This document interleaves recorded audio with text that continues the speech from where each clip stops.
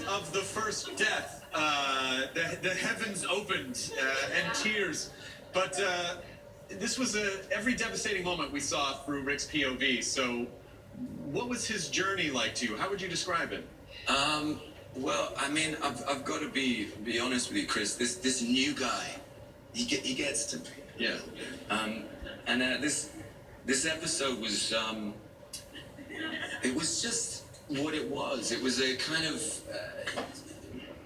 it was 9 days of sort of breaking a man. You know, you saw at the beginning. I thought they did a great job with the chronology. It really is raining. It really is. It's actually Well, I know, but the conditions that you guys normally work under, we couldn't have a show without something getting in the way to make it challenging. Take our jackets off.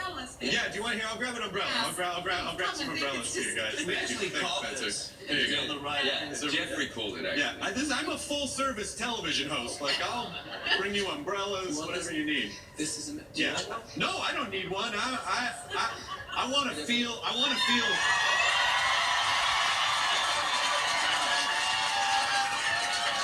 I want to be cleansed.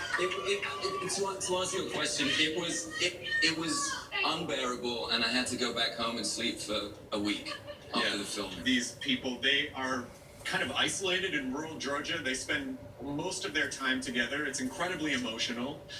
Lauren, how do you think this is going to change the dynamic of what's happening at this point? I mean, it's changed the dynamic for us on the show already, obviously, and then what will come this season. And I think suitably, the gravity of losing these two has galvanized us and has had such a crazy effect on all of us. And it's, I don't even know how to put it into words. I'm just like on my timer of until I cry, basically. So. We've got a sweepstake. Yeah, we've got a sweepstake. People should start. You know, the rain will disguise the tears. I like the Mary Poppins vibe, actually, that's happening today. It's going to give us a cheery knot.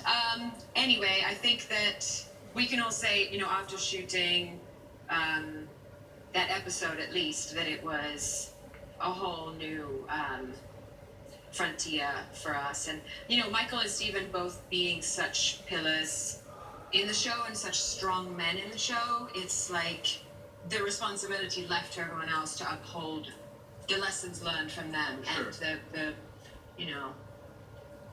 the love and the strength and the structure that they created. It's I probably said this better in my head. No, it's fine. I mean, it's a very strange. It's very strange because, you guys have been sitting with this for a year. About a year, I think you guys have known this. I didn't find out what had happened until last night. And then that moment in the end, especially with Glenn, when he said, I will find you. And then there was an audible, a screech from the audience of just like getting punched in the gut. What do you think he was saying in that moment? I heard that, actually. I heard everybody scream at that part. I mean, I feel like in this life or the next, they're star-crossed lovers. I mean, there's no, time and place doesn't erase that. I think that, I'll find you, I'll be with you, I'll watch over you, I'll watch over the baby, I'll be there. It just, It's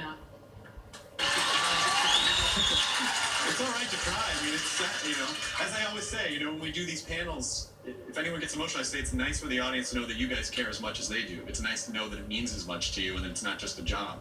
Do you feel any sense of relief now in being able to talk about the premiere and not be, because all summer long people are like, who did Negan kill? And I'm like, I don't know, let me go. So for you, is there a sense of relief?